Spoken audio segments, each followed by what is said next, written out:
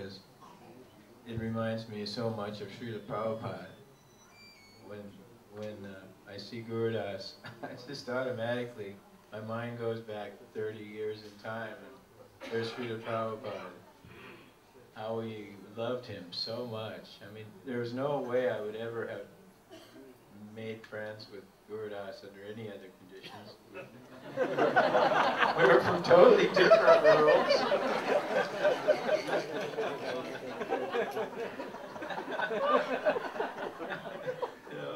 It was that way with all of them. Who are you? Can you give us some details on that?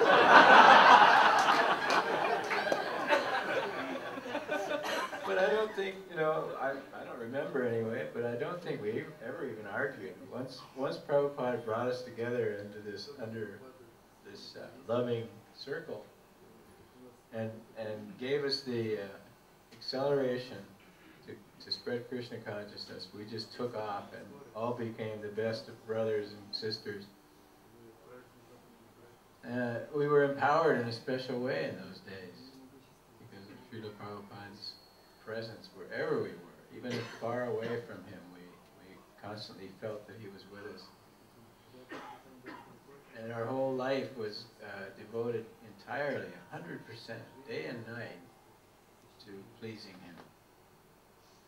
To just imagine seeing that smile on his face. Or that word of encouragement, or that, approval that Srila Prabhupada would give us after we strived so hard to please him.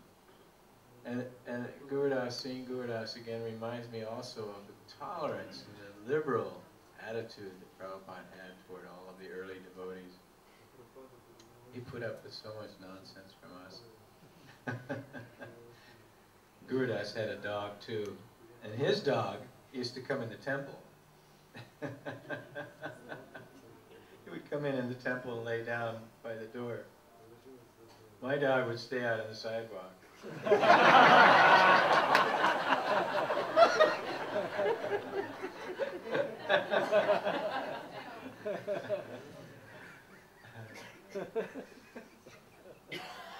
The two dogs got along with each other? You could tell it was kind of equal. They'd walk around each other and go,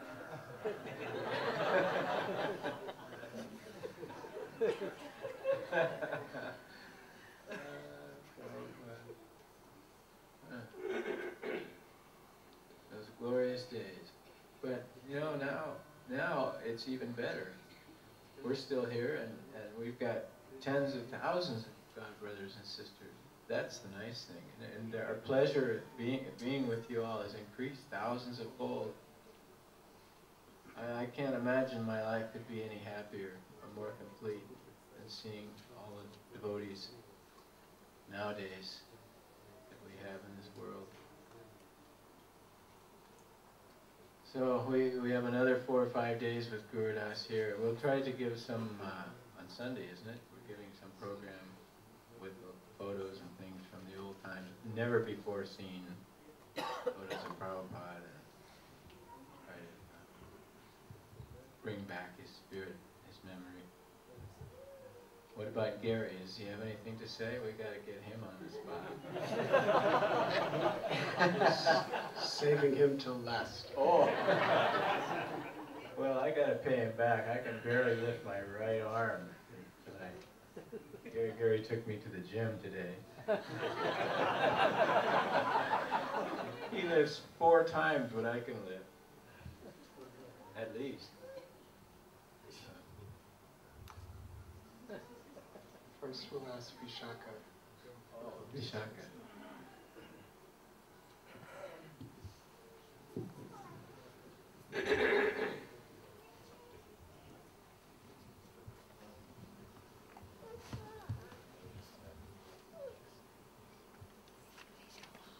Well, this morning I learned for the first time that Guru Das's dog was one of the first Luke devotees at this time.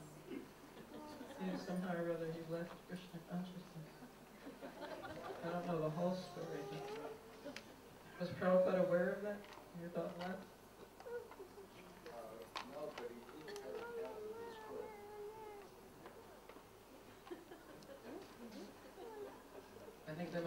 Janaki's cat.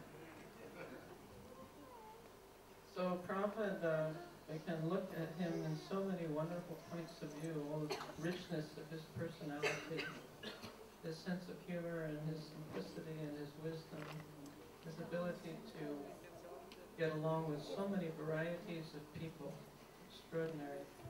And also one aspect that has not been fully explored that I would love to see explored is his ability to resolve conflicts amongst devotees. And that way he was brilliant. He was brilliant. I've heard various stories of how devotees would come to him at different times with some tension between them.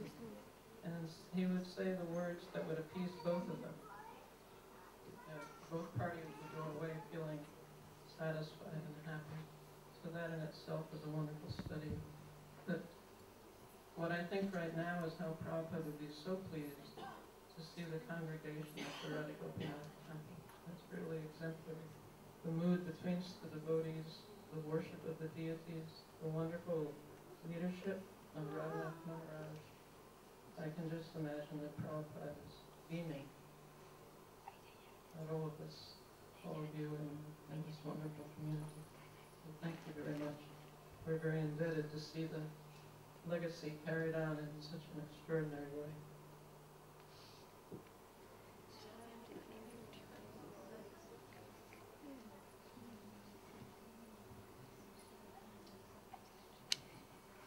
And now, everyone is waiting to hear from Radha Priya. Mataji calls him Mr. Gary. Anjali calls him Gary Uncle.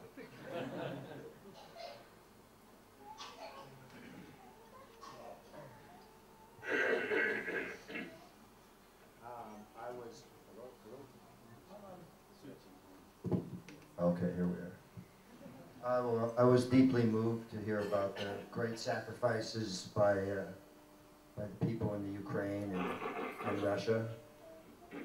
Having grown up in a Jewish family, I've heard my whole life about the stories of Jewish persecution throughout Eastern Europe, and I wasn't so aware of what the Christians went through, but I'm deeply moved by hearing these stories and the sacrifices made, and I'm very honored to have heard these stories and have met some of you, so thank you for sharing that. I think for me, the greatest, I don't have any stories like this to tell, but having known Swami Radhanath most of my life has been for me one of the greatest joys of my existence.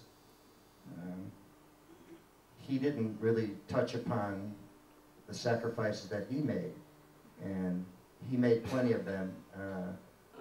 His journey to India to find his calling was fraught with danger, near-death experiences, and great sacrifice. I'm sure some of you have heard some of the stories, but he made it all the way from Europe to India, and he had probably less than $10 when he started this journey. You know, maybe he had 300 rupees to his name. That doesn't even get you across Bombay anymore, but he made it all the way from Europe to India on this amount, and it's amazing he made it. He should have died. He should have died 10 times on that journey, and but so strong was his faith and his calling that nothing stopped him. I couldn't even stop him from making this journey, and I tried very hard. But you know, he's not a kind of man who will discuss his own sacrifices, but he's made plenty. And then when he came back to America and he had taken Krishna's consciousness as his life, his own family, there were sacrifices there too, because for a long time they didn't understand what he was going through, and they used to call me with tears and pleading for me to please tell them what's happened and how I can help get him back, you know. And that must have been very hard on him because, you know, we all want the love and approval of our parents, no matter who we are. And but eventually they came around, they came to India and saw what he's doing and met the devotees, and it was beautiful to see the transition, the full circle they came. They came back from India, and instead of calling me with tears and pleas, they called me to tell me how proud they are of their son and what a wonderful life he has and all the wonderful things he's doing. It was really great for me to see now that he had the love of his parents as well as the love of all the devotees around the world, and I couldn't have been happier. His mom and dad loved India. They loved meeting all of you, the devotees. They love staying with the Mahaprabhu family. They look at them as a second family, and it was very moving for me to hear them tell me all these stories after years of hearing them, their anguish, thinking they had lost their son to some kind of fringe fanatical movement. But once they understood what he was doing, it was a beautiful transformation. And so, you know, and then Swami comes every year back to America and comes to my town in Malibu and he continues to gather people who fall in love with him and listen to his stories, and it's just a beautiful thing for me to have known him all these years and that he still considers me his friend and is more than I could ever hope for. And so to be back here in Bombay again and to see him and all the wonderful devotees is a very moving, wonderful experience for me. Thank you very much again for having me, and I really look forward to Anjali's wedding, and somewhere amongst this wonderful people is her fiance, whom I've never met yet. I keep hearing about him. I look forward to meeting him this evening. And Please stand up. oh, very handsome man too.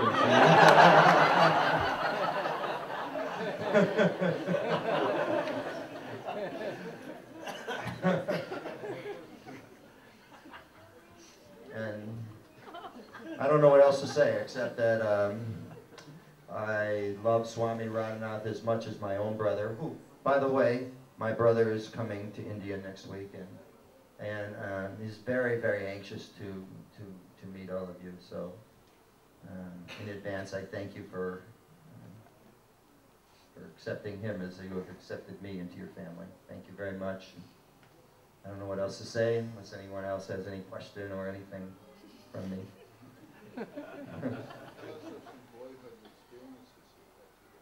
Boyhood experiences with Swami?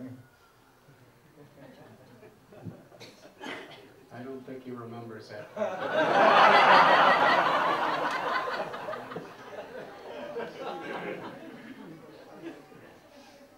My boyhood experiences with Swami are the best memories of my life. You know, he was such a great kid.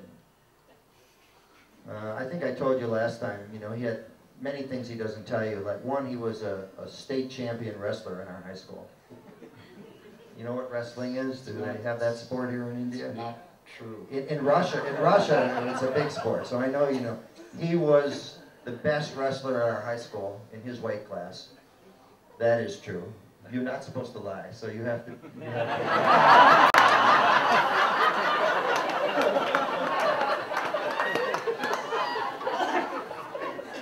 Not true. And to be a great wrestler in the Midwest, that part of our country where wrestling is such a big sport, is no small feat. He was so dedicated and trained so hard and became so successful at our school. It was a very sad day for the wrestling coach when he told him he no longer was interested in wrestling. And I think the coach blamed me in part. He thought that I was a bad influence, as did his parents.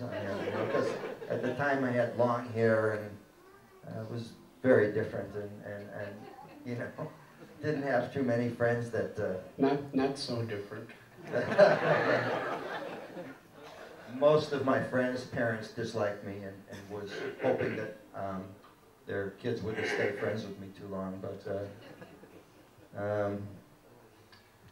childhood memories. And then when we finished high school and we traveled together all around Europe and all around the U.S., and it was just such a wonderful experience traveling with Swami Radhanath, because he attracted people all over the world, just as he does here. I mean, he wasn't yet a Swami, but he had that same spiritual quality about him that everyone recognized immediately. You don't have to be a follower of Hare Krishna to recognize the inner spiritual beauty of Swami Radhanath. And everywhere we went, it was easy to meet people because I was with him. And it's the same today, even in Malibu when he comes. Everywhere we've been, it's been like that. And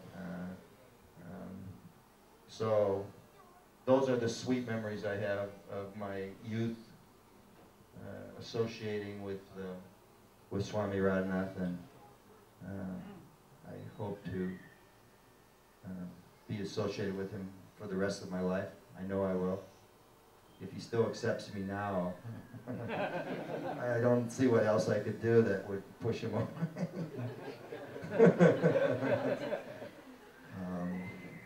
Does anyone else have any questions at all that I could maybe answer about anything? No? Okay, well, thank you very much for again welcoming me into your family. And I have some friends coming tomorrow, and you'll meet them, and my brother and my aunt are coming, and that's a very unusual situation. She's not the kind of person that we would have expected, as Swami will be the first to admit, to come to India. And she's coming because of her great love for Swami Radhanath and her trust in him. And so, thank you in advance for also welcoming her. Thank you. Thank you, Gary. I'm sorry I said it wasn't true, but I have a different remembrance.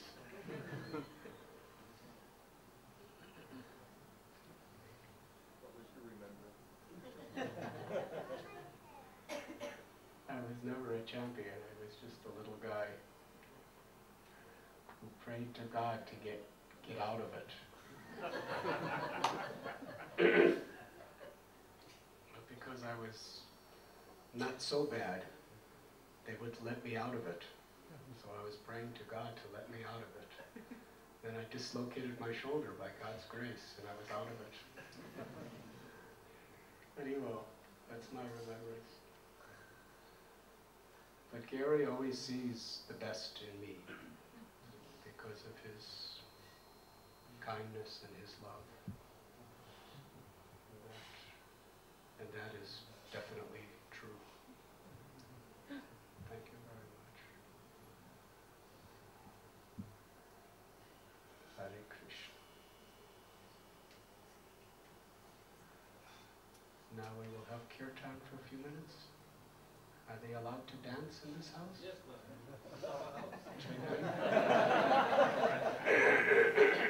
You have built the floors. This is earthquake-resistant floor. This is officially earthquake-resistant floors. Now let us test.